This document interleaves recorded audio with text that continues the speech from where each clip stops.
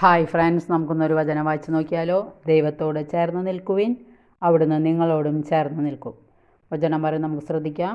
ദൈവത്തോട് ചേർന്ന് നിൽക്കാനും ദൈവത്തെ ചേർത്ത് പിടിക്കാനും നമ്മൾ ആഗ്രഹിക്കുന്നുവെങ്കിൽ ഈ 3 കാര്യങ്ങൾ നമുക്ക് ശ്രദ്ധിക്കാം. 1, ദൈവത്തെ കൂടുതൽ അറിയാൻ ആഗ്രഹിക്കുകയും ശ്രമിക്കുകയും ചെയ്യുക. 2, ദൈവത്തോട് കൂടെയും ദൈവിക കാര്യങ്ങൾക്കും കൂടുതൽ സമയം ചെലവഴിക്കുക. 3, ജീവിതത്തിലെ സകല കാര്യങ്ങളും ദൈവവുമായി പങ്കുവയ്ക്കുകയും ദൈവത്തിന് സമർപ്പിക്കുകയും ചെയ്യുക.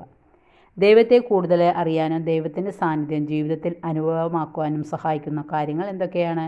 വിശ്വാസത്തോടെ ഒരുക്കത്തോടെയുള്ള വിശുദ്ധ കുർബാനയിലെ പങ്കാളിത്തവും, വിശുദ്ധ കുർബാന സ്വീകരണവും, അനുതാപത്തോടെയും മാനസാന്തരത്തോടെയുമുള്ള കുമ്പസാരവും, ശ്രദ്ധയോടും ധ്യാനത്തോടുമുള്ള ബൈബിൾ വായനയും പ്രാർത്ഥനയും.